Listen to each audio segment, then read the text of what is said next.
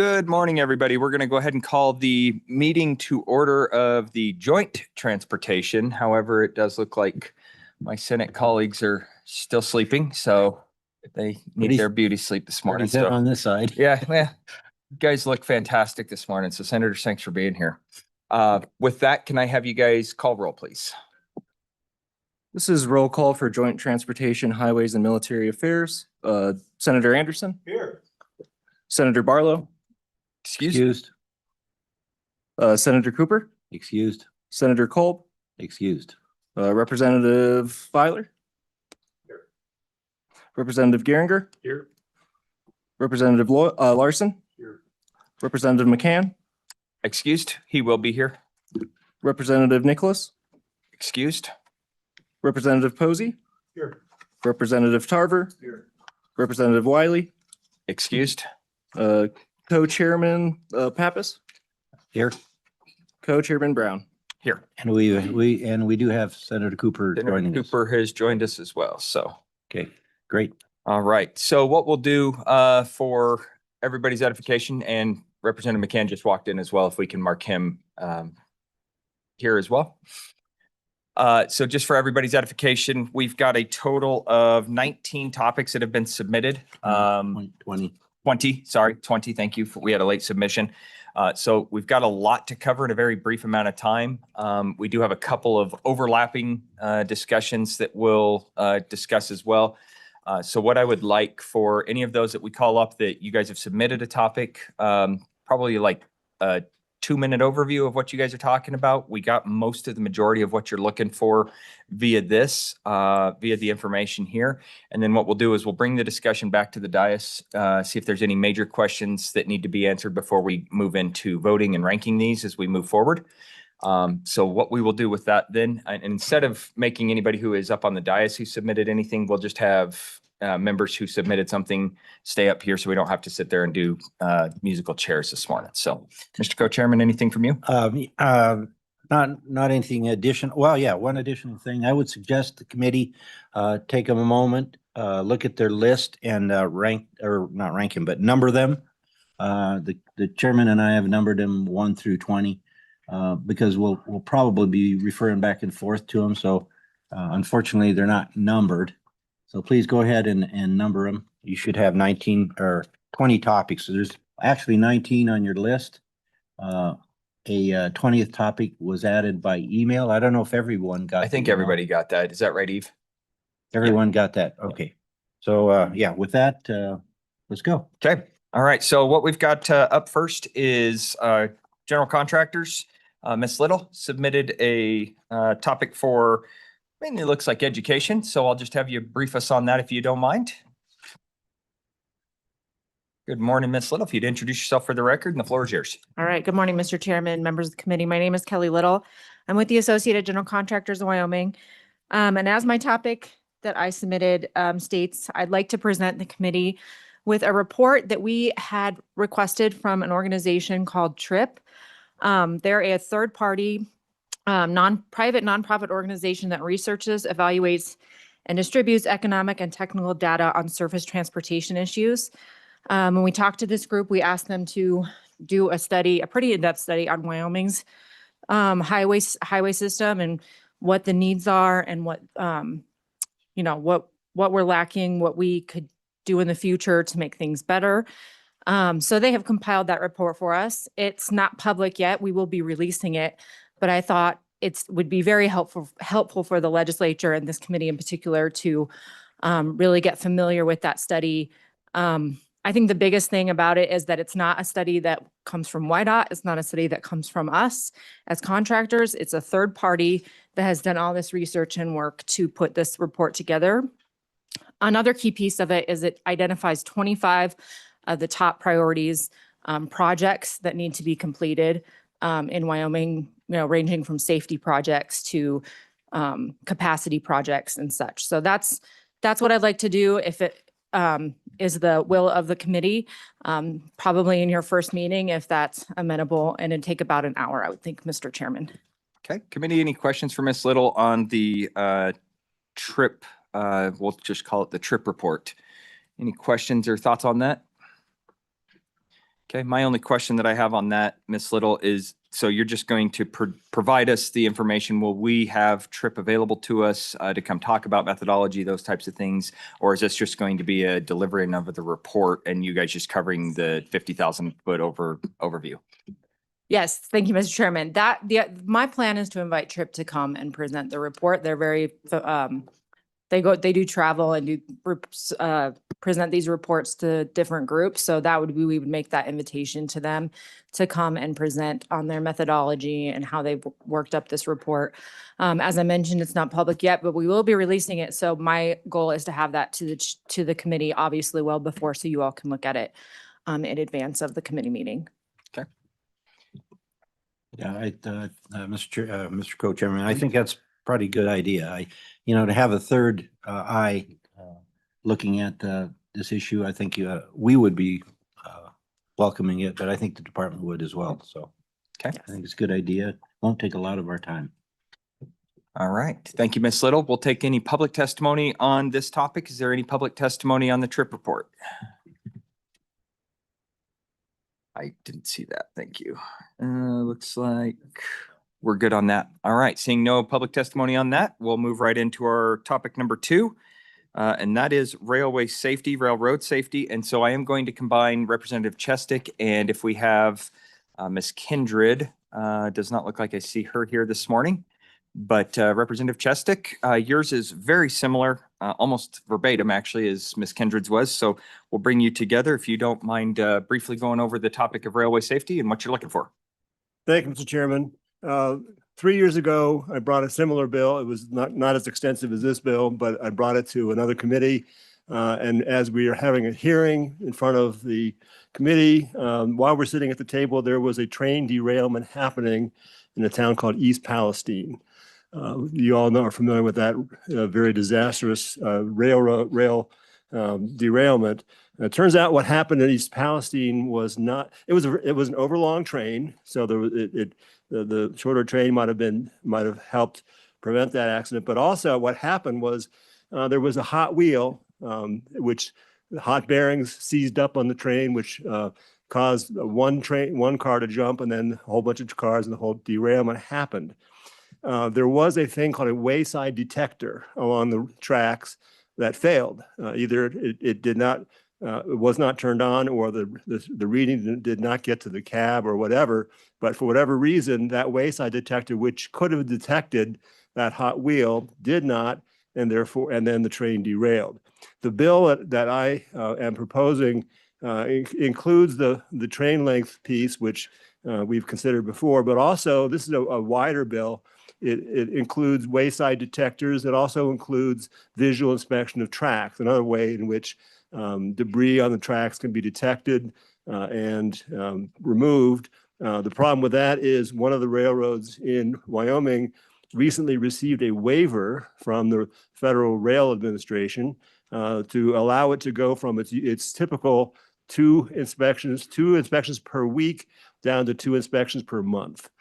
So 1/4 of the inspections are now going to be required on that one main line. And that's, so there's rail safety is going down in some ways.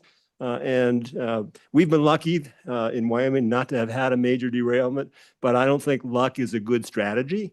I think we need to have a little tighter regulation of various ways in which railroads can be made more safe. So wayside detectors can detect hot wheels, can detect dragging equipment, and the railroads here do have detectors, but they're not required, and they might be too far apart. They also might be turned off. There's no requirement that they actually be run or be operated, or that the signals from these detectors get into the cab of the train. The signals go to some central dispatch station in some other state far away, and whether that gets relayed to the train operators or not, the technology exists to have that signal go right into the cab. So the operators of that train can respond to it immediately. So the bill I'm proposing would require those safety measures. This is a public safety issue. It's a public safety matter. And that's the topic I'd like to have this committee consider. Thank you, Representative Chestick. Committee, anything from the dais? Any questions? Representative Larson. Thank you, Representative Chesick. So as you look at this, we would have to, would we subordinate, or would we expect the Federal Rail Administration to subordinate to any changes we made in their rules? Kind of help me, because it seems to me we're going to have that conflict is one question. And then if you could help me, you noted the waiver to increase the length of time in between rail inspections, but my understanding of that is that depends on the traffic on that section of rail or that spur of rail. Am I understanding that incorrectly? Representative Chestick. Thank you, Mr. Chairman. Representative Larson. There may be some conflict with federal regulations, but it turns out that the federal regulations there's gaps in them. Train length is not anything that the feds have regulated yet, so that's a wide open field.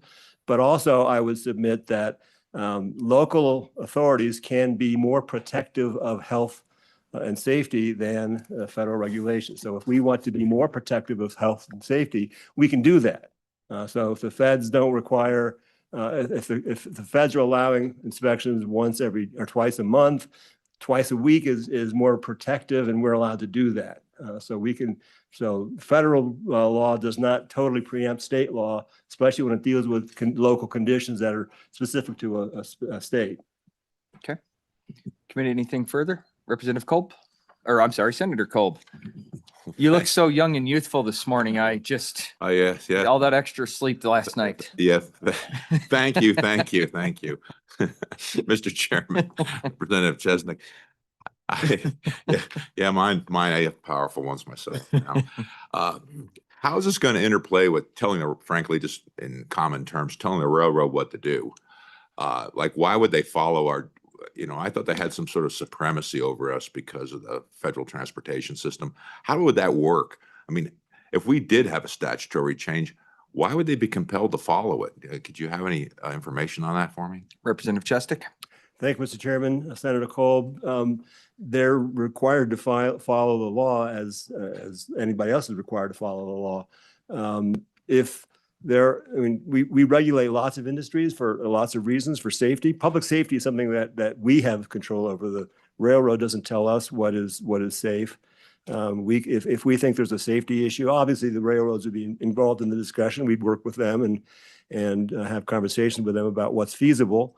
But public safety is the domain of this body. We are charged with protecting the citizens of Wyoming.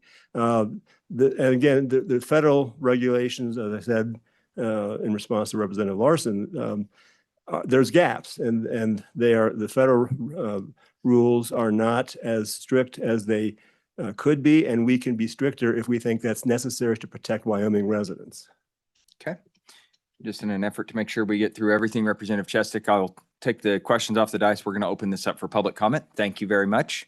But before we go to public comment, I do want to bring the agency up forward that would likely have the opportunity to regulate on this and see if they have any discussion on this, if they've looked into this briefly. This is certainly not going to be the end all be all here, but Mr. Rossetti. Thank you, Mr. Chairman. Taylor Rossetti, Deputy Director at WYDOT. Railway is an area where we don't have a lot of internal expertise, as you guys are aware and have mentioned. A lot of this lies in federal domain.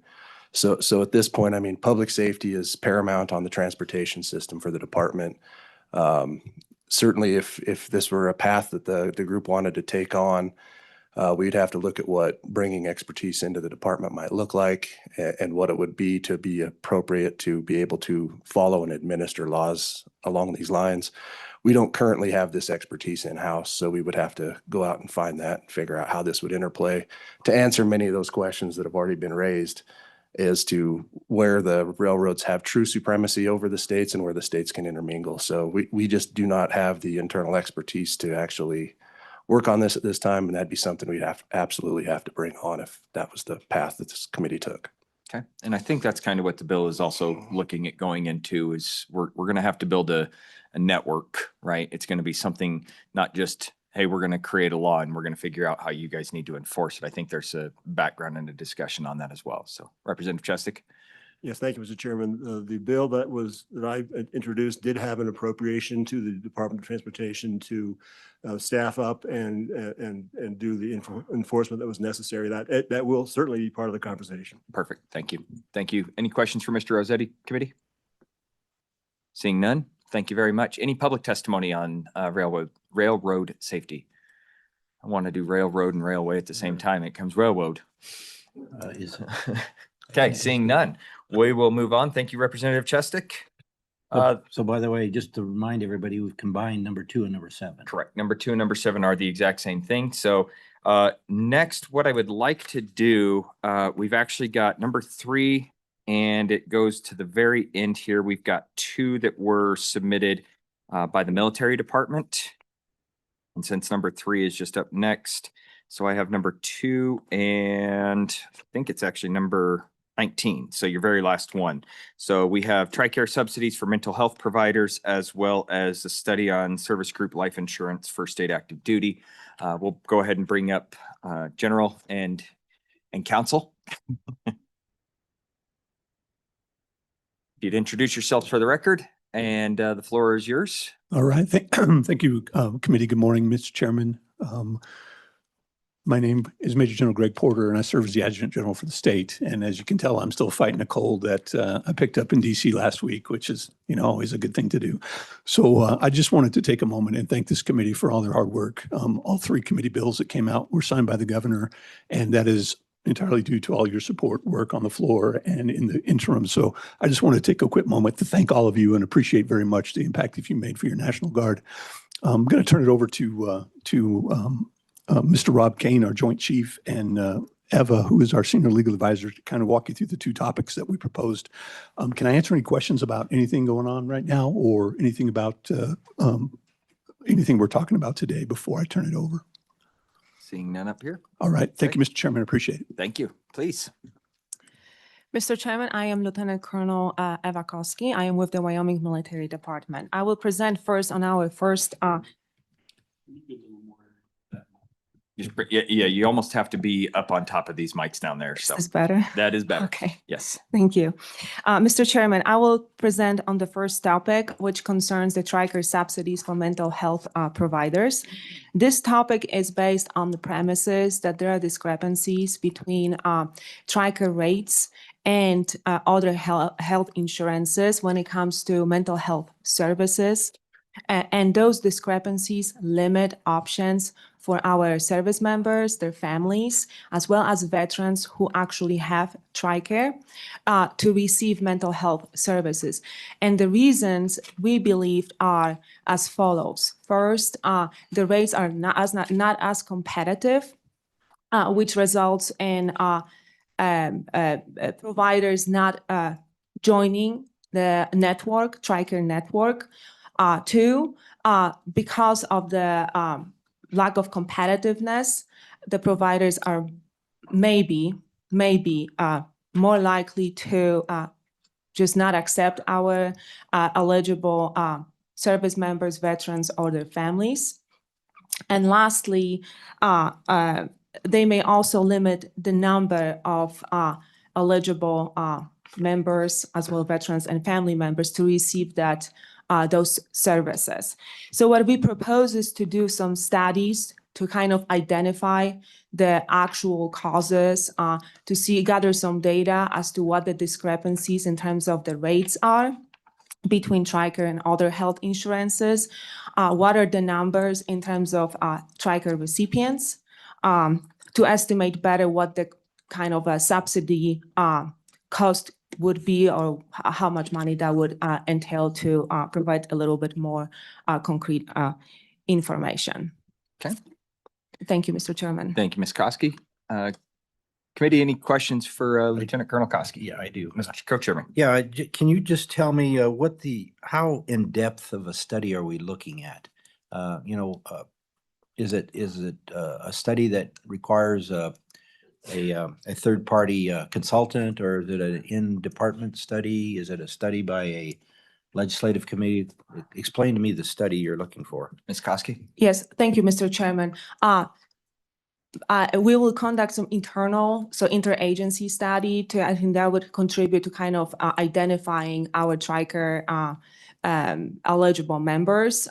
We will try to gather data from the Department of Veterans Affairs. And I want to just be very careful here that we are not going to be identifying any particular members. We just want to gather data. So it's going to be de-identify kind of data gathering.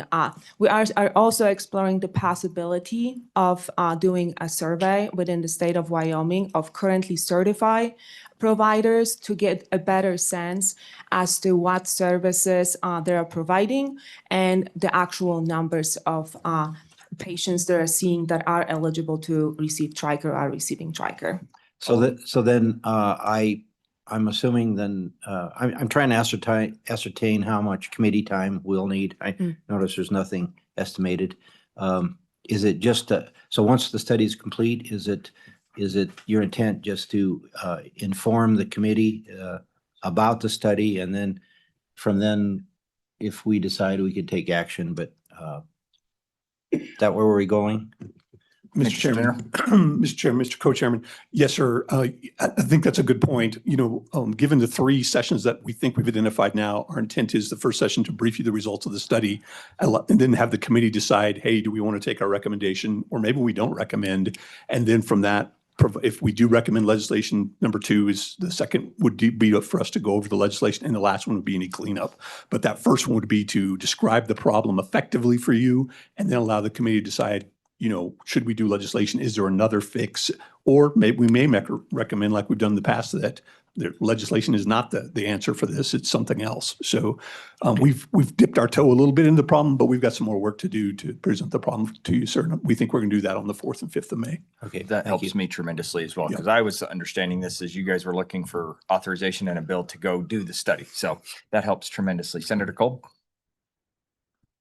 Oh, thank you, Mr. Chairman. You can see me clearly. Thank you. Morning. A question I have is, I realize this is kind of in 2 camps here, but labor health would be obviously more appropriate, except for this committee's also in military affairs. Have you put in consideration about any of these studies to labor health? Thank you, Mr. Chairman. Yeah, Mr. Chairman, Senator Cole, no, sir, we hadn't. It's a good point, and perhaps as we shape that out, we may find at that first meeting that maybe not appropriate for this committee, and we have to push it over to labor health to do it. So, well, your point well taken, sir.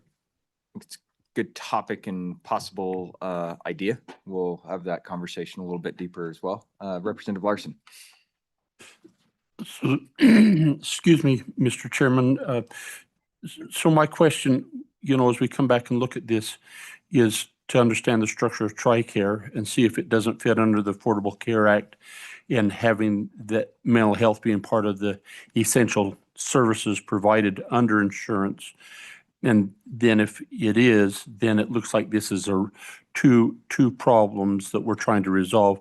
One is why providers won't accept TRICARE, and it's because of the rates is what we're saying, and we're trying to figure that out. And if that's federally dictated, or if we have, and so the Insurance Commission can help us a lot on that. And then on the providers, we have the information on the providers available, Mr. Chairman. That's our, in fact, we even had a little handout on our desk on the House side on that. And I think, so that part I think is pretty well done. And that's a challenge everybody's having in the state with mental health is finding access to providers.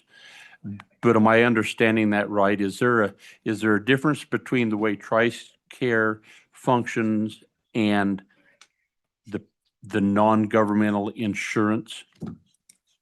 Who would like to take that Yeah, question? well, I can say I don't know as easy as anybody else, Mr. Chairman. So, hey, sir, Mr. Chairman, through to you, Representative Larson. I don't know yet, sir. That's a great point, though. I think we just took notes on that, and we'll get that figured out by the time we come to you in May. If you Well, and Mr. Chairman, that'd be a Please. good thing with Commissioner Rood, and I think this is certainly easy enough for this group to figure it out. I think we have a better nexus to these folks than Labor and Health does. Committee, anything further on this topic for any of our military department as I sit here? Go to number 19, Okay, yep, let's go on to number 19 here, page 10. page 10, which is the study on service group life insurance for state active duty. Hey, good morning, Mr. Chairman, members of the committee. For the record, I'm Mr. Rob Kane. I'm the Chief of the Joint Staff of the Wyoming Military Department. For the study on service group life insurance for state active duty, the proposal calls for a comparative study of death benefits available to members of the Wyoming National Guard. The study will analyze the differences between the benefits provided under state law and members on state active duty versus those under federal law.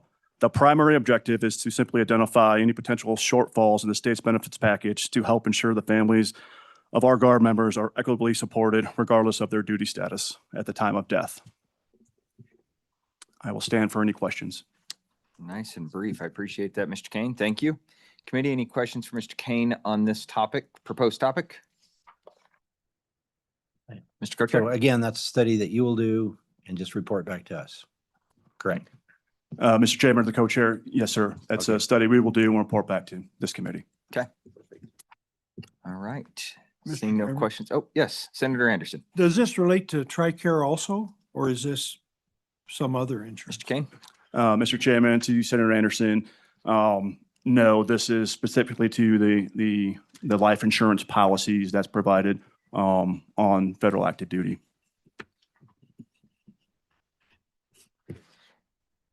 Okay. Thank you guys very much. We'll go ahead and, Wait a minute. oh, Before yep, they leave, maybe there's supposedly one more in here that we might have. number 10. Number 10, committee.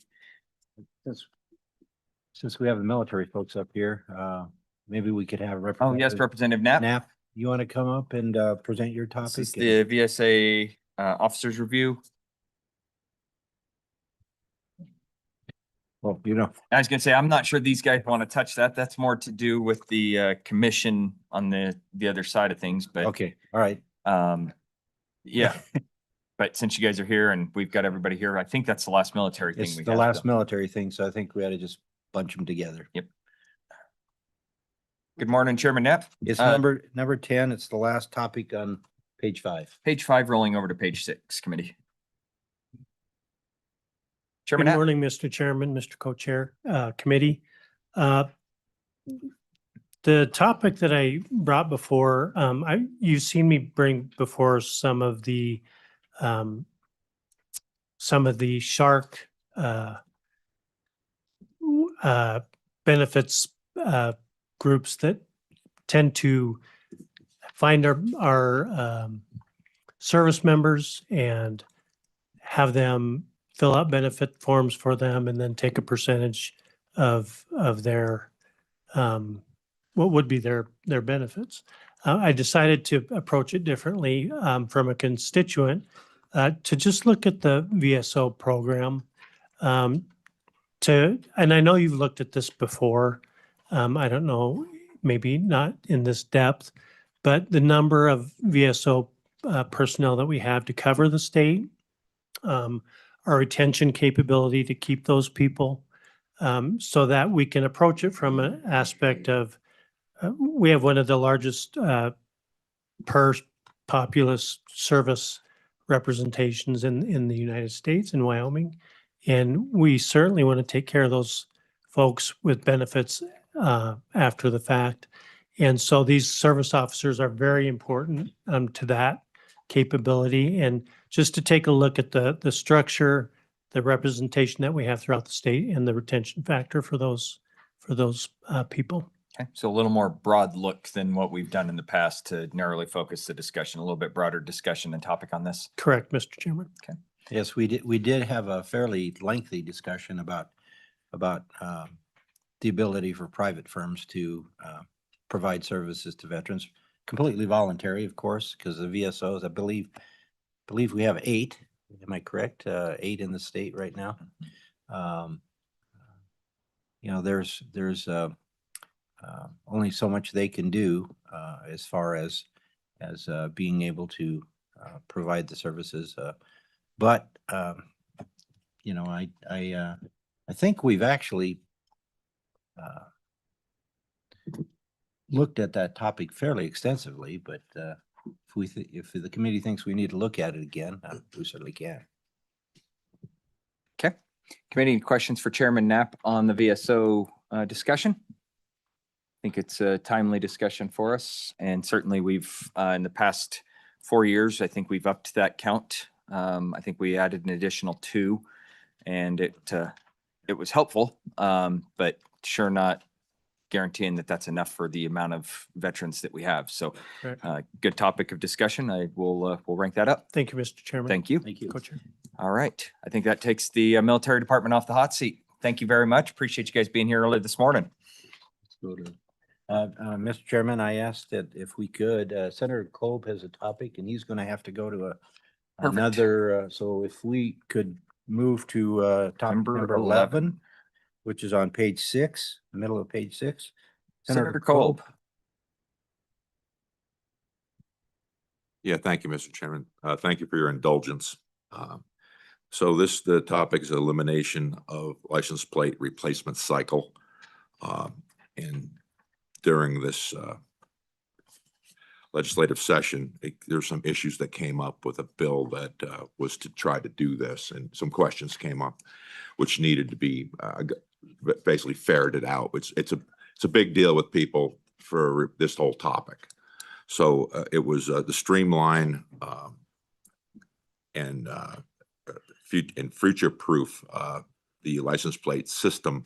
So to get to a centralized way of doing it, printing plates on demand, researching to see if that is the viable thing that we'd wish to do.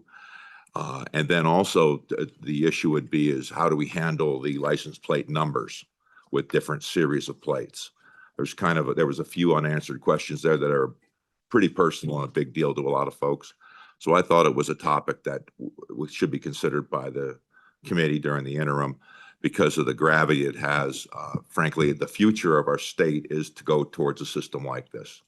And I think it deserves the full committee's review and consideration during the interim. And I'll stand for any questions, Mr. Chairman. Thank you. Okay, Mr. Co-Chair. Yeah, thank you. Yeah, I encouraged Senator Kolb to submit this topic. I know it's something we discussed. I do think that we need to look at a different way of doing it. And as I've heard from the department, and Mr. Rossetti has testified at this point, where we're getting ready. Actually, you have to get ready now for the next printing of the plates, even though we just got them. And we're on an 8-year cycle. So if we're going to do anything, we should look at that in this interim so that we can get ahead of the game. I do believe from everything that I've heard that you know, our system is really archaic. We print every plate over every 8 years and just throw out good plates. A lot of states have been going to printing on demand, and I think it might be actually a win-win for us, maybe less expensive, and it may be able to get us away from the you know, the reserve numbers that everybody has. We need to look at that. So I think it's a good topic.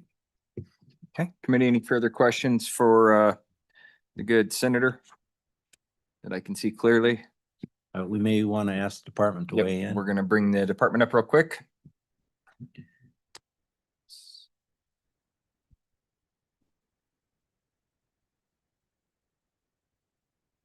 Not Mr. that, Rossetti, not that he has any opinions on it. tell me, would you like us to put you to do new plates every 2 years? Because I know how much you love that, Mr. Rossetti. Thank you, Chairman. And as Senator Kolb mentioned that we ran into some issues on the bill this year. Certainly there are some questions that I think as a group we could probably have answered. And if the body wants me to do plates every year, I guess I have to figure out how to make that happen. So I do think this is a topic, though, that has been a long time coming. And it may be worth spending a little bit of time here. Okay. Yes, Senator. Yeah, thank you, Mr. Chairman. There's been a lot of groundwork done with this. It's not like we're starting off from zero, but I think it needs to be refined. So we're all on the same page on just how we're going to actually do it, because the future is, frankly, printing plates on demand. The question is, how do we get there and when do we get there, Mr. Chairman? Thank you. Committee, anything further for YDOT? Mr. Chairman. Yes, Senator Anderson. Mr. Chairman, this might be difficult to do to extend the life of these plates when we have these plates that nobody likes. And so if we had some plates that everybody liked, maybe it'd be easy to do, but You know, I happen right to now- like them, and I'm gonna back my good buddy up here because I happen to like them, Senator. oh, okay. I don't think this would preclude new plates in the. No, I think this is a good topic, and it basically would allow you, if you like the plate, you can hold on to it for longer. If there's new plates that come out and you want to upgrade, I think that's kind of the impetus, and it's more of a rolling cycle as opposed to a required cycle, is my understanding. Is that right, Senator Kolb? That's right, Mr. Chairman. I'd like to also add that that was the issue that came up about liking the place and not liking the place. So the bigger question is when and if do we have a new replacement plate? Because we have to start now. And I think now's the time that the timings will suit this question. Yeah. Thank you, Mr. And I Chairman. think this also fits squarely in the conversation that YDOT and I have had from 5 or 6 years ago about some of our larger counties running into the amount of numbers that we don't have in some of our larger counties that we run out of numberings. And so the idea of, as much as we love our county numbers on our plates, you know, some of those are starting to stress the, what do you want to call it? The inventory of numbers out there. So I think it's a good topic, and I think it's definitely worthy of consideration. So thank you, Mr. Rossetti. All right, committee, that takes us over to, number 4. And did I see Mr. Hawley? Yep, there he is. Wait, you didn't have any. Oh, public testimony. On that last bill. Any public testimony on the license plate bill? Anybody want to jump up? I didn't see anybody. Okay. Okay, Mr. Hawley. Yes. I think- Representative Filer. Thanks, Mr. Chairman. I think we got to set the record straight too. We can't beat up YDOT for the design of that plate. I believe it was voted on by the commissioners at YDOT. You're welcome. Guilty by association. Mr. Hawley, you get to come into the boiling water after that one. We get touched a nerve there. So welcome, sir. Kevin Hawley, Wyoming Trucking Association, here on behalf of the Trucking Association, but I also sit on a board or coalition, Transportation Safety Coalition. This started under Governor Meade with a goal to reduce workplace fatalities, the majority of which happen transportation related. Our group got together last week and had a healthy discussion on I-80 and some of the CMV accidents that occur there. One member of that group is a 40-year veteran in the trucking community, a driver and a safety personnel manager, and brought forward chain laws and some ideas around that. As we talked about that, while it was a great idea, it became millions and millions of dollars to implement. And I just kind of put the pause on it and said, while I appreciate this and agree with it, I think it's going to be a tough ask to go find, making up a number, $10 million for YDOT to create this and a little station and enforce the chain laws. In that discussion with Highway Patrol, we learned that the vast majority of citations issued for noncompliance with the chain laws are post-accident, being that at any time there's 17 to 19 troopers covering our state. They said we just don't have the manpower to babysit I-80 all day, every truck going through. I think that was eye-opening. So as we talked about a $10 million proposal, and while grand, we said, what's some low-hanging fruit we could attack? Understanding that over 90% are post-accident, we looked into the fines and we said, my goodness, it's $250 fine for non-compliance. It's $750 fine for non-compliance that results in an accident that closed the roadway. I said, I just sat in a Senate committee where we passed a $1,000 fine for English language proficiency. We've seen the blowover fine, $1,000, and then an escalation at $2,500. We've seen tremendous response to that and reduction. And I said, I think some low-hanging fruit would be to bring this forward and see if there was an opportunity. This would also bring us in line with Colorado and Utah at $1,000 minimum.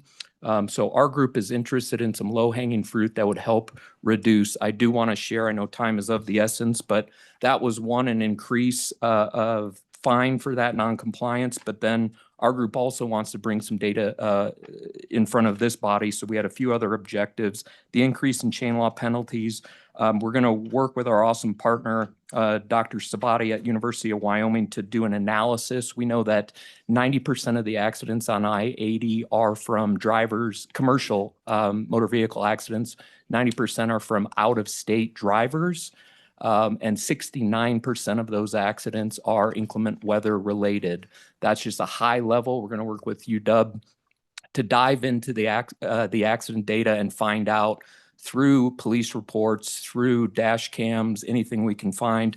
Of those total accidents, can we dial in? You know, he was going 67 miles an hour with chains on. He would have been going 35 or 40. You would have had adequate time to brake and stop. This could have prevented this. And we went from 100 to 50 accidents. You know, we're also going to work with UW in updating the economic impact of a closure on I-80, whether it's 3 hours or 3 days. And the last thing we're going to do is work with our federal partners on FMCSA. There is a group out of California, University of California, San Diego, TREADS. They do a lot of safety outreach study, videos, education. We're going to work with them. What we find is a lot of, I know it sounds kind of silly, but we get a lot of drivers from out of state, Texas, Florida. They are not prepared for what they're going to encounter here in Wyoming, of which there's kind of a joke of chains. What are chains? I don't even know how to put them on. So what can we work with our federal partners to help educate? Now, on the infraction increase, the one thing I put in there that certainly is up for discussion, but we talk a lot about safety, safety, safety, and I will give absolute credit to WYDOT and Highway Patrol. Every time we come before them and we ask for outreach and help, education, they are there ready to help. I can tell you they are stretched thin. I wish I could clone some of our partners in Lieutenant Kyle McKay, in Troy McAlpine over ports. I'd like to see if there was an opportunity not to steal from schools, but keep that initial penalty to go to the schools.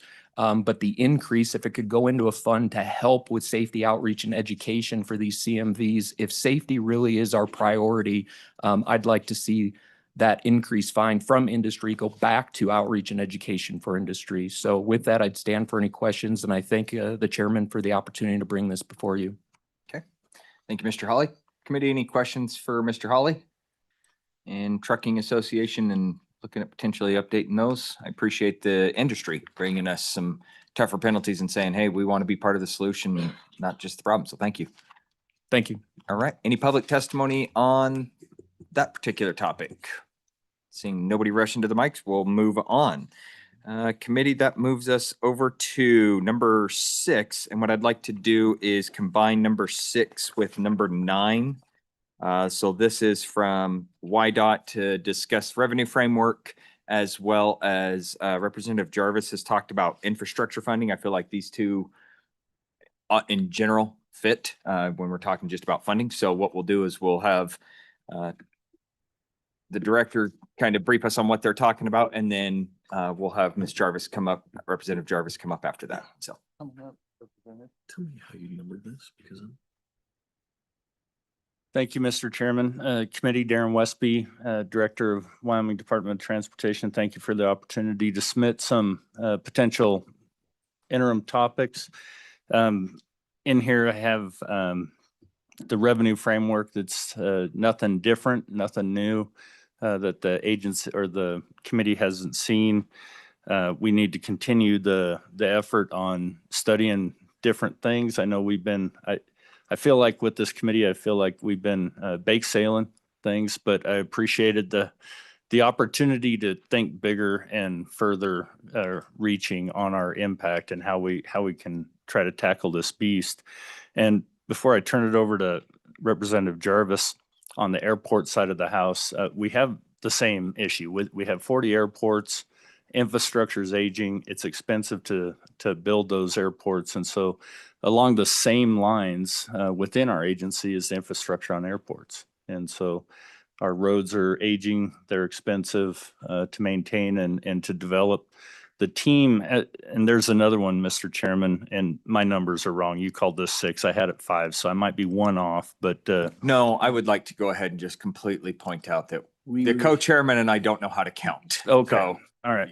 Well, on my list, the engineer to my right to take care of me. So if I would have had my vice chairman over next to me, he probably would have caught this a little earlier, but you know, so well, it is number 5. thank you, Mr. Westby, Chairman. Thank you. And along the same lines as, and on my 15, maybe your 16, is the general updates for YDOT. Another 101 and statutory reporting. And to touch on what Mr. Hawley said up here, work zone safety, whether it's a highway patrolman on the side of the road or our construction crews that are out working or maintaining the roads. The effort nationally is to improve work zone safety, to ensure all of our team go home safe. And so that's kind of all wrapped into how we prioritize our projects, how we're trying to think a little differently at YDOT to develop shovel-ready projects, so we can bring to this body to see if there's any appetite going forward on large scale improvement, capacity growth, whether it's a passing lane, creating 4-lane, widening shoulders, all of that improves safety. So safety. So, Mr. Chairman, I stand for any questions. Any questions for our safety director? Seeing none. My next question on this, and I think it kind of touches on this. So we did have a bill brought forward. It did not make it through the process, but Representative Nicholas brought a unique bill to try to look at some opportunities there with gaming, some of the funding that's coming from gaming to try to divert a portion of that. So I'd like to probably weed that in there to see if we can find a way to do that. My bigger question is, we've talked about it since 2017, is the I-80, I-25 interchange, and whether or not you guys have the capability, the funding, the matching, what you guys have needed for a, $750 million project. Is that something that we need to discuss? Have you guys looked at that? At the time, we were looking at potentially bonding for certain things like that. Where do we stand on that? And is that something we need to discuss in the interim as well? Mr. Chairman, thank you for that question. Yes, that would be along one of those lines of when a project is getting close to shovel ready, that would be on a list of potential large projects that we could bring to this body. I liken it to the vertical capital construction list. I would vet it through the team. It would prioritize. We'd start getting it designed. Once we get it to a certain point, we get it to our commission. They approved it prior just to get it to design. And then once we get it ready to go out onto the street, then it would be ready for prime time for you to say, are you willing to play in this? When we start looking at it from a federal discretionary granting program, we have to have our match locked. And so being a little bit ahead of the game with this body on funding side of the house is important. And we're very close on the I-80, I-25 interchange. I think that might be something for us to touch base on. Representative Larson? Thank you, Mr. Chairman. And along that specific line, we had the Harshman Amendment on the House where we took 100 million out of for public improvement or public purposes out of the PMTF. And he had identified like passing lanes, things like that. But that would fit really well into this I-25 exchange as well as others. And then there's the capacity to pay that back. But I think I would just suggest that you include that along with the Nicholas proposal. Yeah, I absolutely think. So I think what we're going to do, I've written down, just for the committee's edification, I've written down my topic on this is kind of an overall encompassing YDOT funding, right? We've talked about it and the director and I had a discussion. I don't think the committee is in any need of understanding where the funding comes from, what the funding looks like, how much your purchase power has gone down. What I think we need to discuss now at this point is, where does this funding come from? We all understand and we all identify that there's a lack of funding compared to where we were 25 years ago. How do we address that is the next step. So, Mr. Co-Chairman. Yeah, and that's our perpetual quandary. We've discussed it ad nauseum, but it's something that we can't let up on. I do believe that we still ought to look at alternative sources. If not, we're just gonna be taking it from the general fund every time. And I think that's probably, and most states are doing that. Most states, if you look, you know, they're funding out of their general funds, quite a bit of this stuff. But they've also, other states have also found, unique ways of, raising funds for their highways. And I think, while we've had a lot of them, fail, a lot of the different, ways that we've looked at it hasn't worked for Wyoming. I know there's got to be a way out there that will fit our state. So, we just can't stop. I think the biggest thing that I'm proud of this committee and what we've done over the past couple of years is we were able to divert nearly $200 million to the department over the course of a biennium to help with that shortfall. And we did not raise taxes across the board at all. We just said, hey, look, if it makes sense to filter what it's doing on purchasing of the roads and that kind of stuff, we did that. So, Director, do you have a follow-up there? Thank you, Mr. Chairman. I'm not taking taxes off the list, but if you look down at the bottom of my 5-year 6, there are a handful of those bills that have been brought up and have made a certain length into the process. I just wanted to keep them there as a refresher that we made an effort once. We can keep going at it again. Absolutely. And again, to Representative Larson's point, we did have the improvement fund that made it into the House side of the budget. I think there's a lot of uneasiness behind that because I don't think a lot of people understand what that looks like and how that goes. But I think it's one of those that we're using our own money to pay back ourselves to use at the same time. It's a reinvestment in ourselves. So thank you. Mr. Chairman, if I could add again, thank you for those comments. And I agree. I love the creativity in it. Don't know the whole ins and outs of it, but I'm interested in looking into the impact of the bigger picture funding, not just for us, but for the state. Also, I just want this body to keep in mind, it's not just the physical road construction. It's not just the physical road maintenance, you know, the big construction. I have a lot of programs, you know, DMV, you know, motor vehicles, all the things, highway patrol, that come off the highway fund right now. And so I want to look at it holistically. I thank you, as the colonel or the general said, thank you for your efforts. The compensation was huge. It's going to be huge. I can't do any of the work. You can give me all the money you want. I probably can't get it done if I don't have the people. So I appreciate the compensation conversation as well as the support in the budget. And so I want to make sure that we're looking from that perspective. That's going to be about a $14 million hit. And so that's coming off the roads. And so we're gladly to do that for our team, but we just keep narrowing what we can actually put on the road. So I appreciate that. Mr. Co-Chair. Yeah, so not only to that point, not only other programs, but even within the highway program, you can't just always put money in highways and bridges. You have to invest in your infrastructure. So I know a lot of times you've been taking money out of facilities, you know, your buildings and grounds and the things that you need to house equipment, to house people. And when you start deferring maintenance on those things, we're going to lose them. And if we lose them, it's going to cost a lot more money if we don't keep up on the facility. So I've had a discussion with the director. You know, he has taken the commission has taken money away from those facilities to keep our roads safe, but at some point we can't keep doing that. And the roads will suffer for it, but we have to keep up our facilities as well. Senator Colvin, then we're going to head over to Representative Jarvis. Yeah, thank you, Mr. Chairman. Morning, Director. Morning. Question I have is the uniqueness of Wyoming. I think what sets us apart from other states is the lack of population. So the idea that we can somehow do the same thing another state does with 100 times more population than we have, or probably more than that, is probably just not going to work. So I wondered, what have we done to try to reach out to our federal partners to plead the case that our situation, because of our tax base and population and the size and length of, say, Route 80 in this case, should demand a different level of compensation for maintenance for that said road because it does connect the East Coast and West Coast together in a broad sense. So what have we been doing to get there? I can't, we're doing what we can.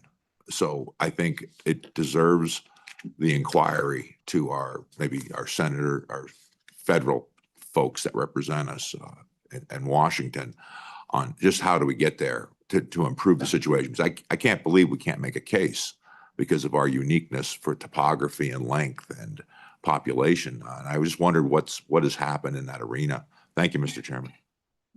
Thank Director? you, Mr. Chairman, and I'll try to be really high level. I'd love to dive deeper into it over the interim, but we get our dollars from the federal government, the IIJA. That's the transportation bill we're currently under. We are currently in discussions, negotiations right now for the next 5-6 year transportation bill. And to your point, I've been spending quite a bit of time in DC at the National Association meetings to ensure they realize and understand the significance of our system, to ensure that we don't backslide. There's a lot of bigger states out there that may have a little bit more power, that are trying to change the formula, the algorithm in which we receive our formula dollars.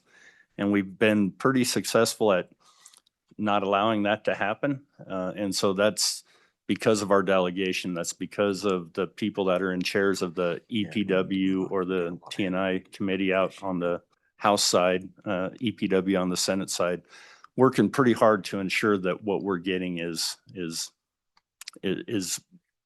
adequate. And I'd have to say, from a federal perspective, we're punching well above our weight.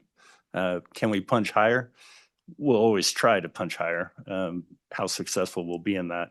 We're also, Mr. Chairman, Senator, we're also pretty successful at getting discretionary grants. There's a big not argument, but discussion in the transportation bill that allows us to get a rural set aside. Since we are rural America, some of the discretionary funds, we get a rural set aside that a certain amount of that money has to go to rural states. And we have a great team of grant writers that do a tremendous job of developing applications for discretionary grants. Okay. We're going to go co-chairman and then we're going to move on. Real quick question. I know that the Surface Transportation Act is up for renewal now, which happens every 6 years. And then the markup is happening right now. Has Wyoming got anything that Senator Lummis is asking for? Or are you asking for anything special in that act?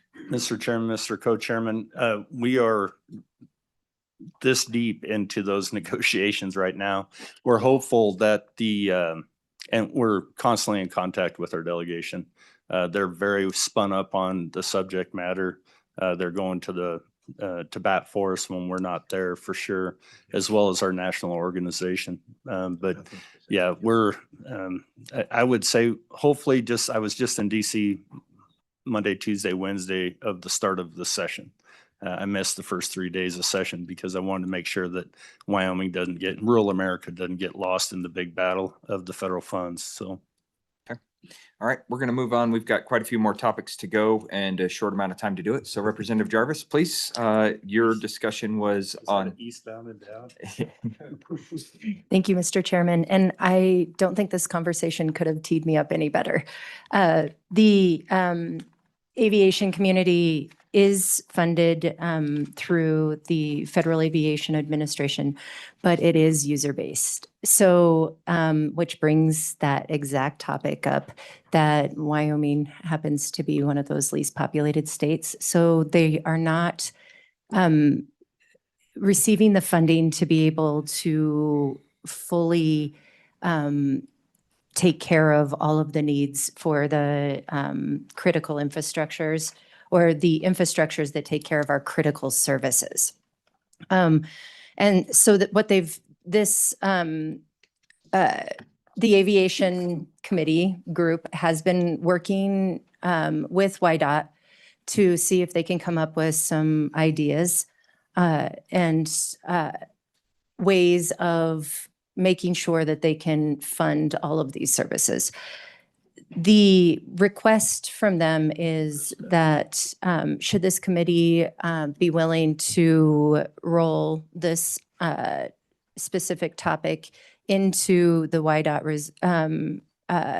YDOT conversation as a whole, that in order to discuss this topic, they would like to be part of this because they have been working with YDOT on creative ideas on the way to do this. But also that if you decide to move forward with this, that I can personally request that LSO do some research prior to this, to bring some ideas forward on what some other states are doing. So they have been researching different bills that are out there. They've been researching all different ideas and concepts. They've just asked that I follow through with that if this committee decides to move forward with that topic. Okay. And that's it. Committee, this is strictly on the airport side of YDOT. Is there any questions for Representative Larson and then Co-Chairman? Thank you. And Representative Jarvis, when we talk about infrastructure for the airports, most of those are in their communities, in their counties as well. And so the question that we would have is, what is the role of the state in providing funding to the infrastructure, and how do we define infrastructure for each of those airports? And then it would be helpful to know we know that communities are trying to invest in purchase agreements to keep the airplanes coming, but do they dedicate a portion of property tax or whatever to the ongoing maintenance and of infrastructure at airports? And so I think as we have this conversation and consider it, that, Mr. Chairman, I think that would be something that we'd want to incorporate into that conversation. Mr. Chairman, Please, Director. Representative, thanks for the question. It is a partnership. We help design, construct, do the major construction renovations on all the runways. I brought Sean up just in case there's a slam dunk on the partnership with the local government and with the state. And if you want that now, or if you want it during testimony, it's great. I think in the interim. if we're planning on hearing it, we'll go ahead and hear it now, the discussion on it, but I'd like to try to keep it brief if at all possible, just considering, like I said, we've got quite a few other topics that I'd like to get to. Mr. Chairman, I wasn't looking for that answer now, other than just trying to bring those points up for consideration if we do. Yeah. Okay. All right. So I think what we'll do then is we'll just go ahead and go over to the co-chairman on this then, and thank you. Yeah, again, I'm looking for the expected goal again here, and it says, should the committee identify opportunities to improve the current funding model for the airports through their study? Are you looking for us to do some kind of study? Representative Jarvis? Thank you, Chairman. To have some of this information, so like the study per se would happen prior to the conversation. And then if the conversation takes it where we need to do some more research on it, then it heads that way. But if we can compile enough of the information prior, it would be looking into then what are the next steps. Okay. So so as I understand, it's just for the committee to review, YDOT or the Aeronautics Commission, or someone is going to bring us information. Mr. Chairman, Mr. Co-Chairman, just big picture, all the airports have a long list of needs, no different than the 7,000 miles that we have on our horizontal infrastructure on the highways. What we would do is, again, they have a priority rating model. There's a big, long list. It's prioritized. We have so much funding. They have so much funding. This is where we stop. What they would be proposing is taking a little bit deeper dive into that list of things that just keep falling farther and farther down the list, bring them forward, kind of similar to what I was talking about earlier, like a CAPCON list for horizontal infrastructure, whether it be airports and or highways. We would be able to put that on a list of menu style item for the legislature to decide whether they want to fund based on a Craig report or what have you. Okay. All right, we're going to move on. I appreciate it. Thank you guys all very much. Is there any public testimony on what we're going to combine here is the true number 6, true number 8, and true number 15, all associated with YDOT funding, safety, and the inability of the two chairmen to count correctly? Seeing none. Okay, True number 6 or true number 5? true number 5. I am sorry. It is number 5. Again, I don't know how to count, ladies and gentlemen, so please. All right, that takes us over to, I believe, number 7, and that is Representative Geringer. Thank you, Mr. Chairman. So this topic is about GIS, Geographic Information Systems, and then at its basic level, it's visualization and data analysis. If you think about it, if you think about the map on your phone, that's taking road information and applying it to a location. To get a little more in depth from there, if you have traffic information or road conditions, snow, road closures, those sorts of things, that starts to add into the data. Take it a different direction. County GIS is, parcel mapping or flood zones, elections, district boundaries, and really think about what the conflicts can be between data at the local level and what the clerks are seeing, and maybe what the Secretary of State sees if they are working from different data sets. Look at public safety, emergency response, how to route ambulances past, say, a wildfire that's going on, road conditions, as I mentioned before, pavement management. We're talking about the YDOT and what they're doing with our roads. But you've got also not only the state, but the city and the county that also do pavement management. And how does that match up with the networks that YDOT handles? Accident analysis. The University of Wyoming, Dr. Sabati was mentioned earlier. The university has data that they work with. How does that interact with the data that we've got over on the state side and at the local level? Natural resources, geologic survey, locations of uranium, rare earth minerals, conflicts between mineral and surface rights. How do royalty payments get made if we've got different information in different agencies? And so really what we're talking about is we've got millions and millions of dollars invested into data. And how is that coordination, how does that coordination work best? How does the structure work best? We're talking about data standards that may be one agency has one set of standards, another agency has another set of standards. And when you start trying to merge that information, there's conflict. And so if we don't have the best kind of coordination, then we can be wasting some money. And I'll direct you to, I had a pamphlet that I passed out. If you turn to the second or third page, the attached page, you'll see a flow chart. And that flow chart just kind of gives you an idea just on one aerial photography program. Look at all the different agencies that contributed money to fly the state with aerial imagery. So you've got BLM, you've got the USGS, you've got NRCS, you've got the DOT, all the different counties.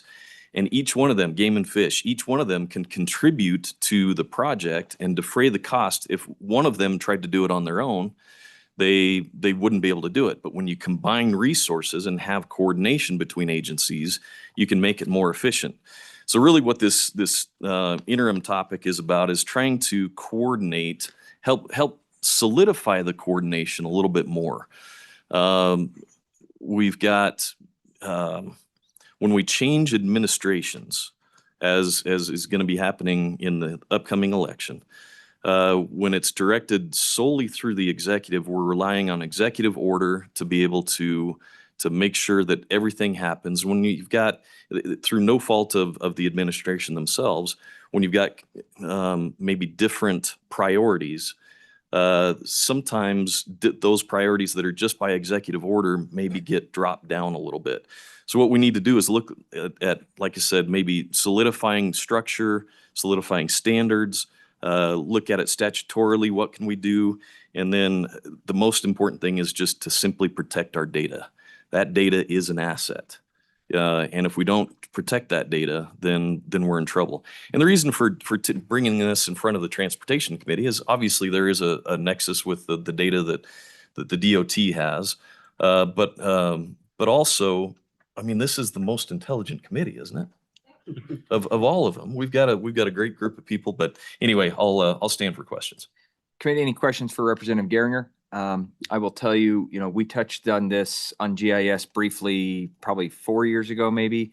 Ran a bill through the committee to update the datum sets, what we utilize at the state level.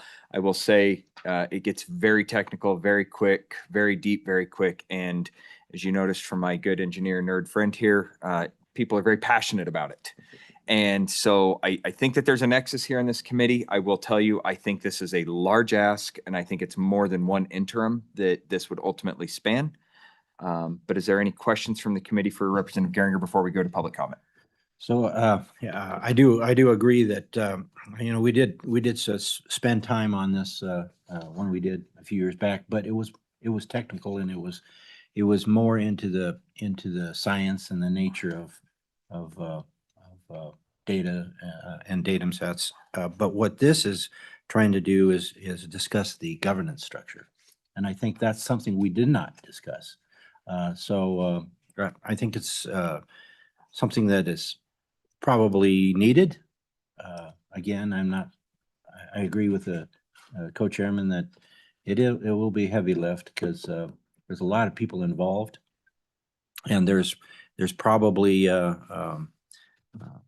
it's probably more than we could do in 6 days in this, but we need to start somewhere. So I think it's a good topic.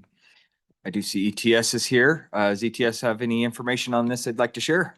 Question, Mr. Chairman? No, we're not going to take any questions from you anymore. Senator Anderson. Okay.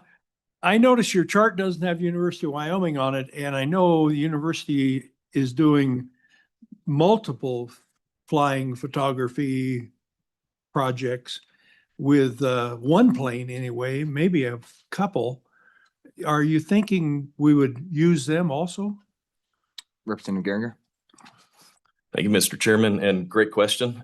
This flow chart was actually just from a previous project, and you've just identified one of the issues that we've got. Are we including all of the agencies that need to be involved? Not only that, I believe the university houses the aerials that came from this particular project, and so that's kind of part of the coordination structure that needs to happen. So this was just to get it flown, but then we've got the storage of that data as well. Okay, thanks. Thank you, Good Mr. morning, Chairman. sir. Welcome. Yep, Jeff Kleins, I'm the Director of ETS. So just to be brief, we fully support the Representative Geringer's comments. I think this is a valuable topic.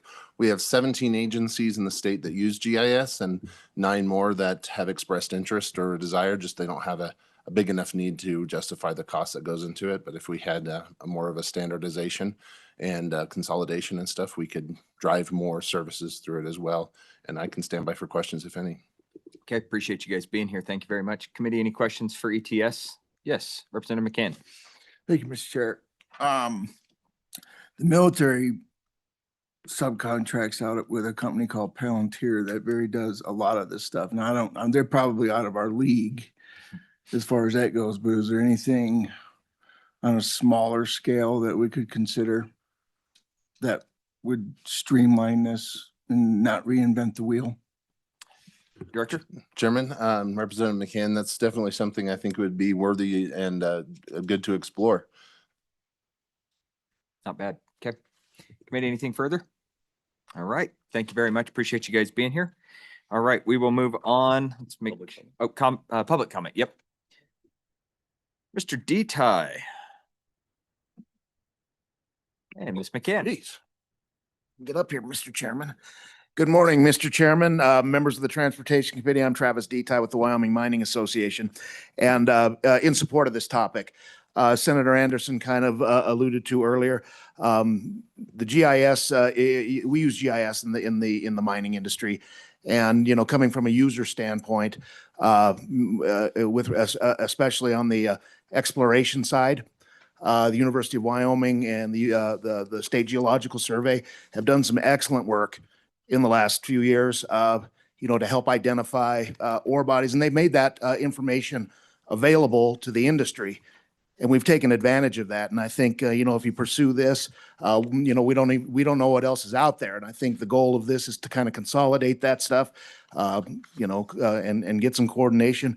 And it can be very helpful to your mining industry. And as I've said before, multiple committees, if we want to, heard a lot of talk about we're going into the red. The real simple solution is to mine more minerals. And this could help in that. So, Mr. Chairman, in support of this topic. I appreciate that. Thank you very mumuch for paying our taxes, Mr. Detail. Ms. McCann. I'm Nancy McCann, Mr. Chairman. You know me. Geringer, Representative Geringer also knows me. I'm not here as a lobbyist today, however. I'm here as my H2O consulting company. And I also wanted to make sure that the committee knows a little bit more about my history. I worked for Governor Geringer as a policy analyst, and I for 4.5 years actually, covering a multitude of topics, including identification of silos of data within many agencies. And Governor Geringer at that time wanted to remove the silos because the data cross-cuts all agencies. And if you created data once and you can use it many times, what are you going to do? You're going to save money. And so that was one of the points of this funding model that Representative Geringer handed out. Is that you can't be an island unto yourself. You have to be able to find all the funding partners that you can find, and that's at multiple levels of government, federal government, county governments, even industry, as Mr. Detail noted as well. And during that process, the governance really does play a big part.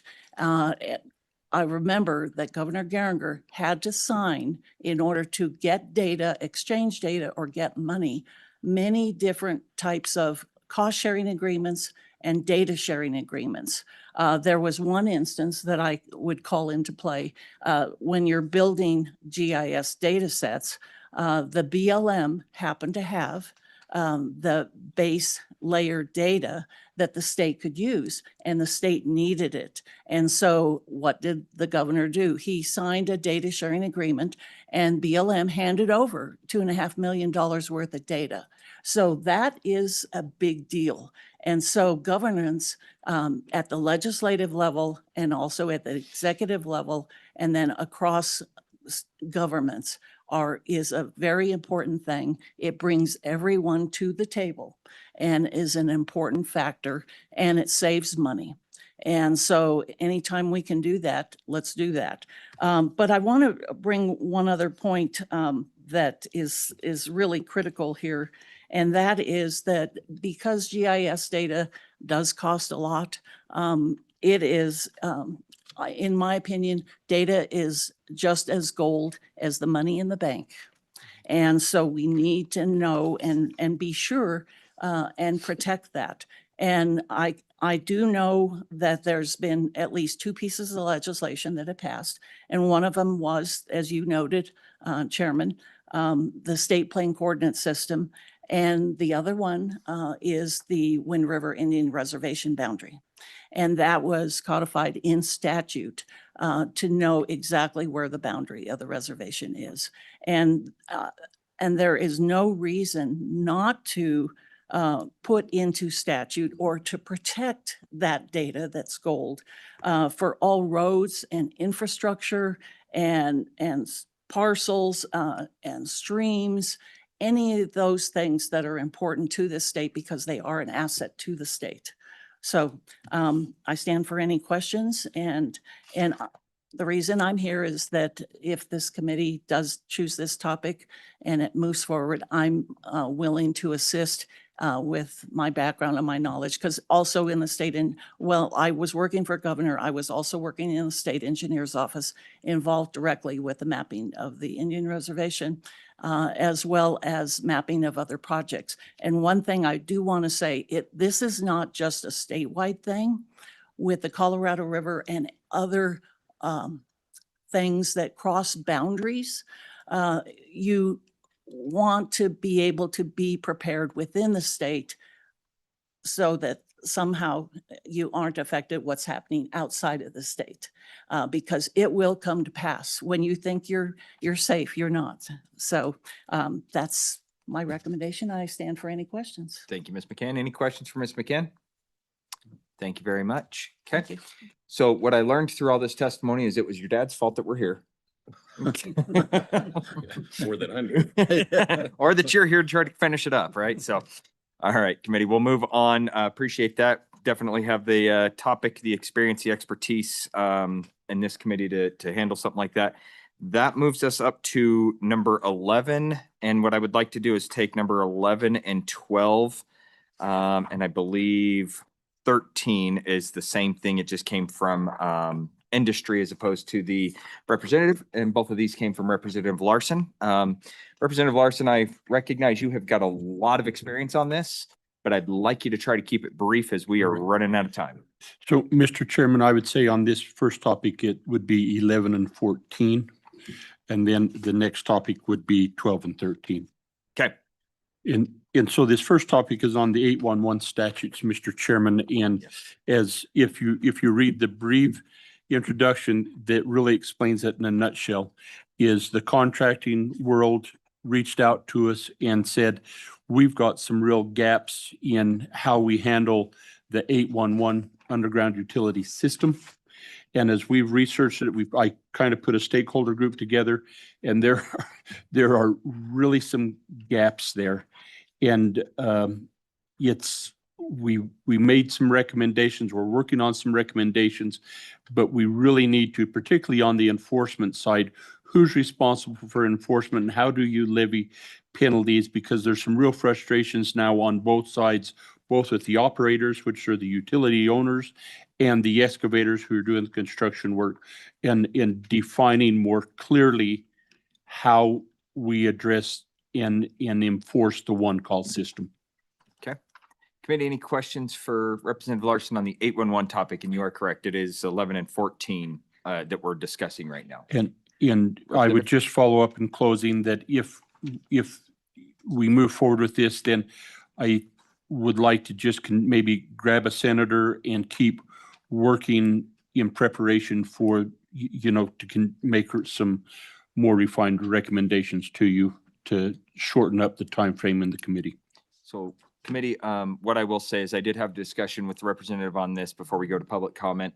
This certainly has a nexus with us. I feel like we branched just a hair into the corporations committee discussion on this, but I think there is an outerlying discussion, especially with roads, construction, stuff like that. So that's why the committee is entertaining this discussion. So with that, we'll open up to public comment. We'll start from my left. Oh, yes. And to that point, I do think that it'll get better coverage here, because corporations will just be inundated and will not give it its due time. We've got a lot of election bills we need to discuss over there. So Ms. Little. All right, Mr. Chairman, thank you for the time this morning on this topic. Yeah, we would like to take a look at Wyoming's Underground Facilities Notification Act. And basically our concern we brought to Representative Larson last fall was just this idea that there was like a little more liability being placed on the contractor or excavator, and how can we make the system a little more fair? It felt like penalties were being levied against excavators when they were not in compliance with the act, but maybe not necessarily the other way around. So we just want to make sure that enforcement is fair and that everything is clear, and that the statute is very, specific on who is enforcing, what are the violations, and how that affects both operators and excavators. And with that, I take any questions. Any questions for Ms. Little? Seeing none. Corey, I do know that we have Mr. Lewis. If you want to go ahead and let him in, That's another. Oh, he's the next topic. Okay, so we're not going to do that. So I see everybody's ready to jump on that one. Okay, Mr. Bush. Good welcome morning, to Chairman. the Transportation Committee for the second time this year. I know, it's a record. It's wonderful. Very quick, I know you're short on time. Just want to pledge our support for this topic as well. This is something that's been a really big issue for us. We've had days in Gillette this summer, our lines got hit 4 times in one day. And so it's something that needs to be addressed, and that's lost time for our guys. That's a safety issue, obviously, as well, when you're hitting natural gas lines in particular, but also the electric lines as well. So Representative Larson has reached out, and we just wanted to pledge that we will bring our expertise on our side to the committee if you guys decide to take this up. And thank you for considering it. Thank you, Mr. Bush. Any questions? Seeing none. Mr. McKay, anything further? Okay. All right, let's go ahead and move on. If there's any other public testimony, make sure we don't have any more. Seeing none. Okay, we'll go ahead. And now you are correct, Representative Larson. We have 12 and 13 that are combined. So this is the experience modification rate. And so I'll let Representative Larson go, and then we'll move over to Mr. McKay. Thank you, Mr. Chairman and members of the committee. On the 811 call stuff and on the workers' compensation topics, both of these are well suited in this committee for the very reasons that if you look over that Representative Wiley deals with that real life, Senator Anderson has dealt that in a previous life, Senator Cooper's dealing with both of them real life. Lee's dealt with them in real life and previous. Representative Nicholas was an attorney for representing the workers' compensation. I dealt with it in previous life, and the good vice chairman's dealing with both in real life. So I think understanding the subject matter fits really well on both of these issues here. And on the experience modification rating, one of the challenges we have for industry, both highways and in a broader sense, is that as industries as a whole have moved forward to develop a culture of safety, when they're doing projects, they're trying to identify those contractors who have safe work records. And what they've done in the bidding process and in establishing master service agreements is saying we need to know what your experience modification rating is so that we can help determine, because we use that to determine a safety record. An experience modification rating was never intended to be an indicator of a safety record. And every state's method for doing, coming up with an EMR is different. And so that really causes a problem, particularly if you've got an out-of-state company coming here to Wyoming to do a project and they're wanting to do that. So several states and agency-wide, we worked a lot with Rennie's group and with Director Kagan and Mr. Wolf on understanding this, is that nationally, everybody agrees that EMR shouldn't be used that way. And we're starting to see an effort to try to correct that. We think that we need to correct that here. Then furthermore, on the experience modification rating, just those attributable accidents. So if my crew is going to a project and Representative Brown and the intersection of Shoshone comes and T-bones my truck, my guys are on the clock in my vehicle. They're put in the hospital. It's a workers' compensation claim on my account, but he was at fault. So I can be, that accident can be attributable to me and affect my EMR. And so working with the agency, we're trying to modify that to make sure that your experience modification rating is based on incidents that are attributable to you and not caused by third party. Okay. Right. Committee, any questions for Representative Larson? Seeing none, we'll actually go to agency first. Mr. Wolf, welcome. Yeah, It's been a Mr. while since Chairman. we've had you in front of our committee. Yeah, Mr. Chairman, thank you for having me. Jason Wolf with the Department of Workforce Services. As Representative Larson said, we worked a little bit on House Bill 68, I think, to address some of these matters that we're discussing. Unfortunately, that didn't make introduction. But again, I think this is something we're starting to see more and more. As the representative said, the EMR was never meant to be a safety metric. Unfortunately, in the world we live in today, people are looking for that silver bullet that fits their narrative. It's really just meant to be an insurance metric by which we charge premium. But unfortunately, nationwide, as the representative indicated, is people are really starting to look at that more as the safety metric. And it really is, it's old data. It doesn't give a good, accurate picture of a current company's safety practices.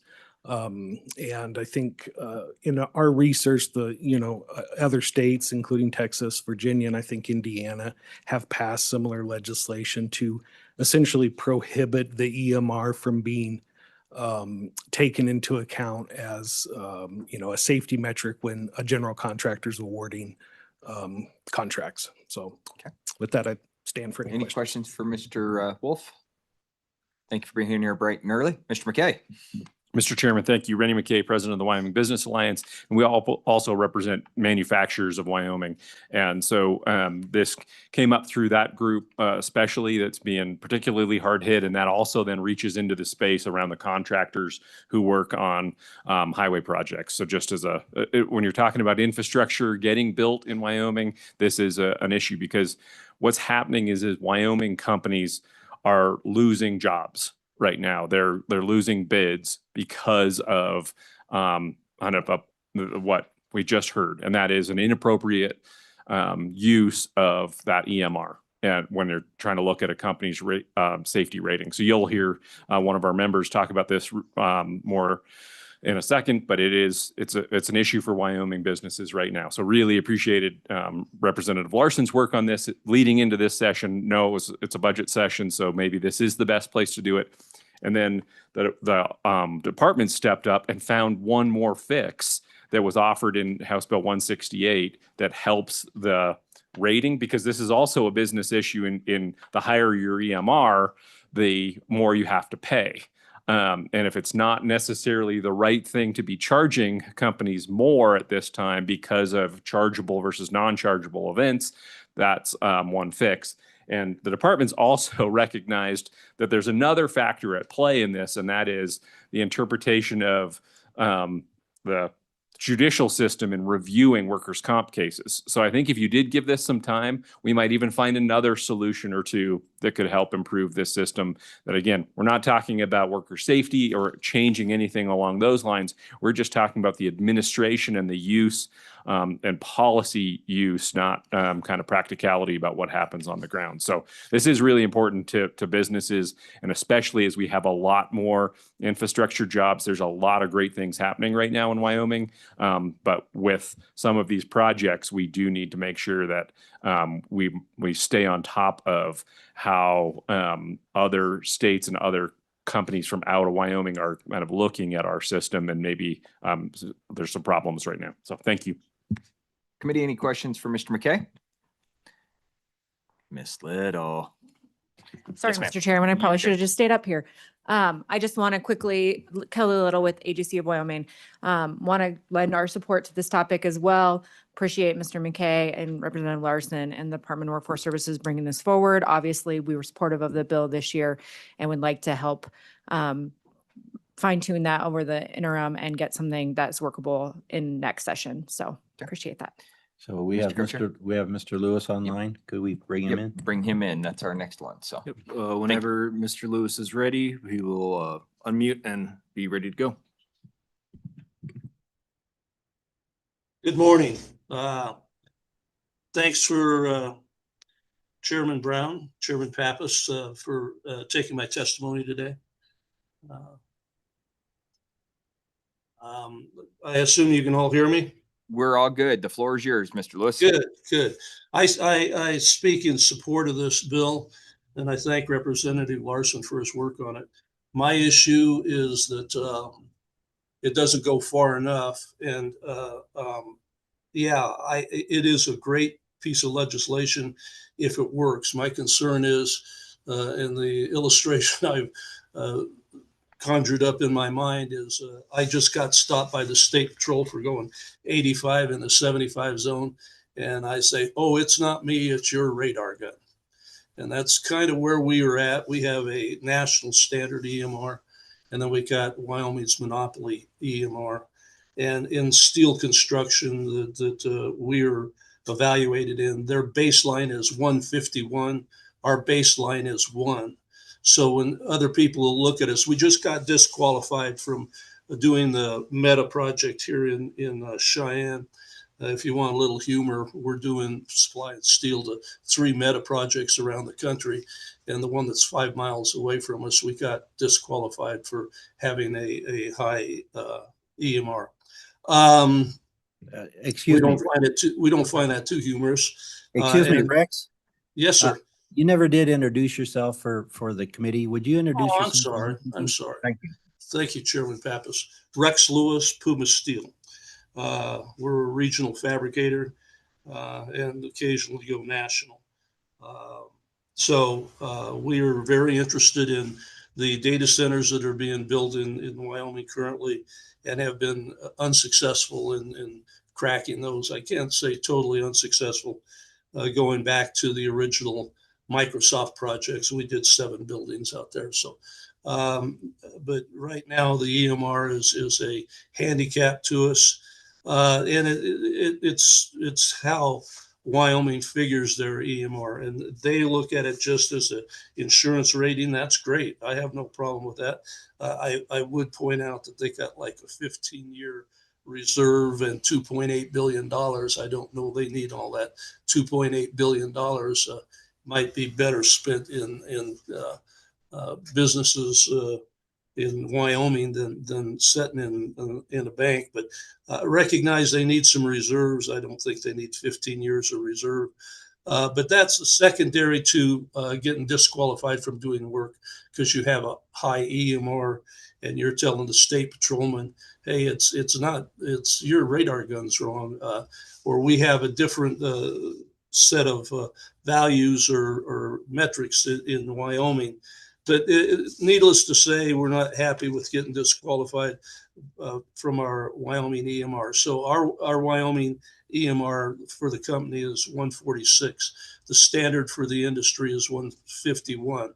So we are 5 points below the base, or if this was a national standard, which they use a base 1 number, we'd have a 0.95. And Meta would look at us and say, oh, these guys are wonderful. They're safe. In fact, we've won 2 national awards the last 2 years for safety at our organization with 0 lost time accidents. And yet we have a published number of 146. And the rest of the world looks at and says, these guys are most unsafe fabricator on the planet. They're twice as likely to have an accident as somebody else. So it's the numbers don't match. If I had a recommendation, I get that the state is rural and the healthcare costs are probably a little higher, so they need a higher rate than let's say New York City. But can we make it a two number calculation? So the EMR is baseline 1, and then they add. Yes, sir. I appreciate going into the depth on this. What I'd like to do, we are getting severely close on time. So what I'd like to do is just have you bring in any final thoughts that you may have on this. I understand you've got an in-depth knowledge on this, and I think this might be, if we pick this up as an interim topic, the perfect opportunity for you to give us some of this information. If you can provide us just a quick snapshot and finish up your testimony so we can get to our last 3 topics. And then Yes, sir. I'll get out of your way. I understand it, and I appreciate the time allotted. The only thing that I might say, and I suspect this won't pass, but on line 12 of page 3 of the House bill, it says, based on 3 years claim experience, I would add the line using a national standard. That would change the numbers substantially. Okay. Thank you, Mr. Lewis. Appreciate that. We will certainly look at potentially going into the bill as we move on with this committee. We have got at least 2 more topics that I want to give due diligence to. I'd also like to have probably 5 to 10 minutes for the committee to have the discussion on how we would like to rank and move that forward before we send this over to staff. So any questions for Mr. Lewis? Seeing none, thank you very much. All right, committee that Representative Larson, briefly, please. Very briefly, Mr. Lewis noted the workers' compensation fund. That fund has to cover all anticipated costs of injury. and can't have in excess of that, just like any insurance company has to have the ability to cover that. So just information wise. Okay, thank you. We are going to move on. We do have actually had two here that I think we needed to take a look at. So we have 15, which is statutory work and safety zones. This is with YDOT again, but I think we combined that with 9 and 6 or 8 and 5, whatever number I actually decided to come up with there. And then I have number 16 here, which is actually counted correctly. This is protecting Wyoming electrical grid from various threats, and I do not see Mr. Reiner available on this. Committee, I'll be honest with you, I think this fits far, far better inside of the corporations committee. And even minerals, yes. So definitely outside the purview of what we're going to be doing for transportation, highway, and military affairs. That being said, I do have commercial vehicle inspections that we did not cover, Director. Do we want to have you guys come back up and or the Colonel? I think this kind of falls in line a little bit with what Mr. Hawley was talking about. Potentially, I think we could probably broach the two subjects together, and I missed that together, so that's my fault. But Colonel, good morning. Thanks for being here nice and early. And I hope your radar guns are calibrated for the next time you snag Mr. Lewis. Mr. Chair, chairs the committee, thank you. Good morning. The impetus for this suggested topic is to leverage existing personnel and resources within the patrol, specifically our mobile inspectors who are certified CVSA inspectors. The question originally was posed, can our inspectors driving vehicles that are clearly marked, that have audible and visual signals, our inspectors are in uniform, display their badge of office, et cetera. Could they stop commercial vehicles? This is specific only to commercial vehicles. Could they stop a commercial vehicle on port property for a variety of reasons, where people are confused by the signage or can't understand the signage? So that question has arose several times. So we have some indication from the Attorney General that on port property that may be permissible, but I think the reasonable thing to do would be to codify that statutorily. The question I realized sitting in the back of the room, would we not benefit from allowing those mobile inspectors, again, complying with the two statutes specifically?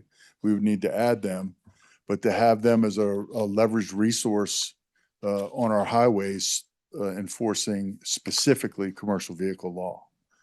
So that would be what we would proffer to you for consideration. Okay. Makes sense and right in line with the committee. So appreciate the interim topic and bringing that forward. Committee, any questions for the Colonel on this topic? Seeing none. Thank you very much, Colonel. Appreciate you being here. Thank you. Any public comment on the commercial vehicle inspection discussion? Saying nobody? Okay. Committee, that takes us to our last one, which is Ms. Pearson, Senator Pearson. And this came to us a little late, committee, so you only would have received this via email unless you printed it out. This is a quickly, and then I'll let Senator explain what she's looking at as basically a reduction on the ownership of a vehicle and license plates after 5 years. Right now, after you hit 5 years, you're capped and it stays the same. Ms. Pearson, floor is yours. Please introduce yourself for the record. Thank you, Mr. Chairman, Co-Chairman, members of the committee. My name is Laura Pearson, Senate District 14.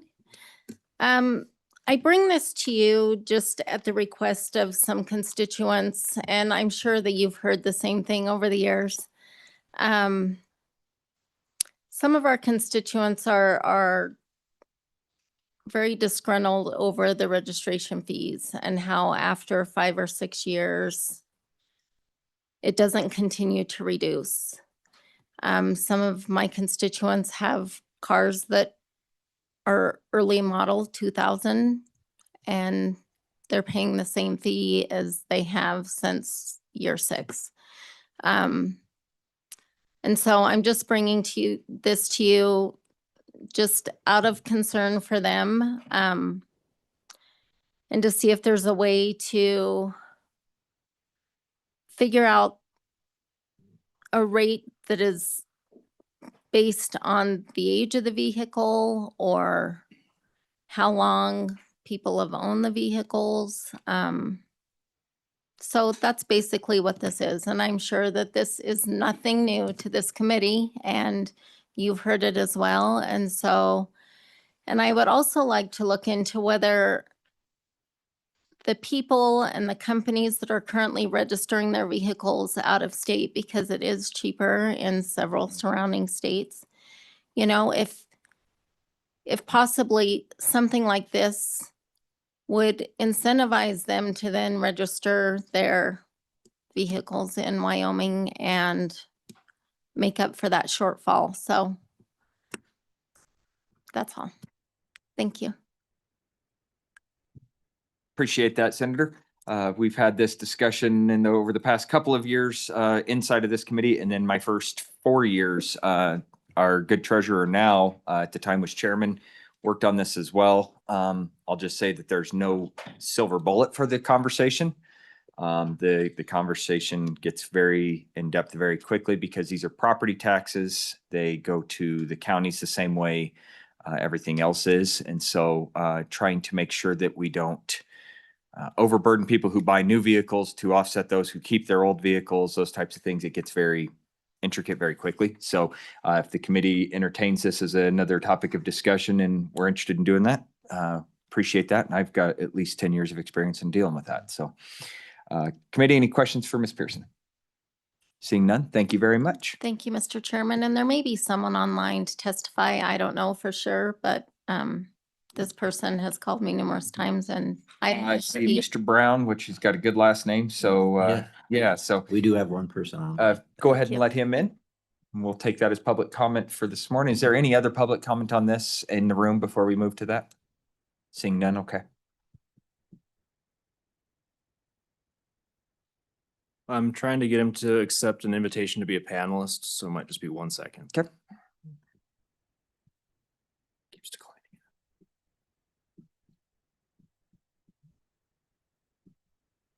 Mr. Chairman, he keeps declining, so it's up to you. Okay. All right. Appreciate it. And we'll see if there's a conversation. I think it's the same conversation that many of you guys have had with your constituents as well. You buy a vehicle and after year 5 and boy, howdy, those trailer fees. Those are the ones that really get us, isn't it? I'm lucky he's sitting way over there this time because I'd probably get a black eye from this one. All right, committee. I wanted to say to Mr. Chairman and Co-Chairman, thank you for hearing this in this committee today. I realize that I put it in the wrong committee. Oh, no. So, Okay. Well, we did get it. Eve got it over to us. Staff is awesome. Always Thank takes you very care of all much. of us. So appreciate their work and due diligence in getting it over to us. So, all right, committee. We have any other public testimony on any of the discussions? There was another gentleman or. This is another interim topic though, Mr. Chairman. And since I did not see this as an interim topic discussion, we're gonna, unfortunately for Mr. Cusick, I don't see a topic related to this. So, and I'm not gonna entertain an additional topic. We've passed that time. So, Okay, great. Committee, what I have done, at least on my side of things, is I have labeled this out into 3 separate tranches that I think that we might be able to get approved through Management Council. What I'd like is if there's any discussion over this, any topics of discussion that are very important to the committee, we do have ranking sheets. So I'd like you guys to fill those out as bring those forward.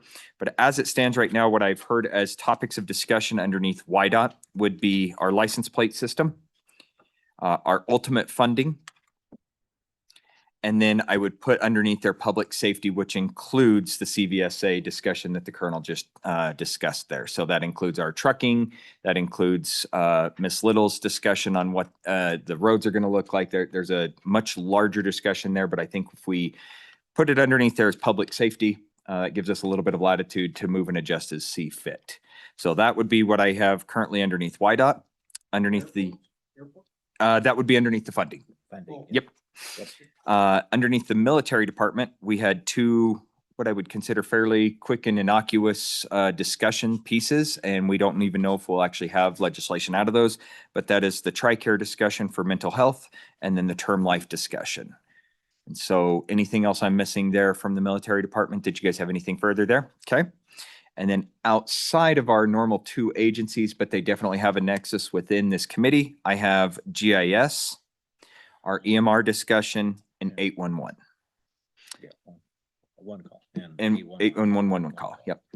So that's what I have as a total list of topics.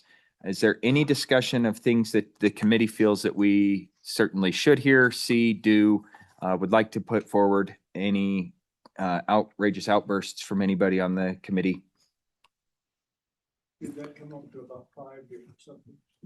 I think a total of, if we just do YDOT military and then what we would consider, I think it's important for us to recognize, and as we go to management council, we're not here just for our state agencies. And I think that that's a really important piece of this. We also just heard from industry that we have concerns with our EMR and our 811. And I think those fit very, very solidly within this committee. And again, we've got so many election bills that we need to make sure we take care of inside of the corporations committee, that this committee can take care of some good work. So. And Mr. Chairman, and if the kid, I have to remind the committee that Management Council has also now given us the authority to bring whatever topics we want. They will not limit us as they have in the past. So, Representative Larson. So, Mr. Chairman, you give us the interim topic selection form to rank them. I'm hoping that we got a couple of days. I'd like to chew on this as I rank them. And so tell us when you need those. I think the intent is for all the committee members to pass those on to the chairman. Right, And then but we when do will, you want 'em? we'll review them all, and then we'll see what. We need to have those no later than, I would call it a day, Okay. because we need to get this over to staff, and then staff will actually prepare our memo for us to go in front of management council within a couple of weeks of us adjourning. So I'd say let's get these, if you have that form and you have not filled it out, please have it to your chairman, respective chairman, by tomorrow close of business. And then my dedication to the staff is to make sure that I get those to you guys by close of business tomorrow. And the co-chairman and I will sit down and we will make sure that we have something to draft up by Friday morning. So any further discussion topics? Okay. Thank you very much, committee, public testimony, all of our agencies for being here. Appreciate all of you guys coming out.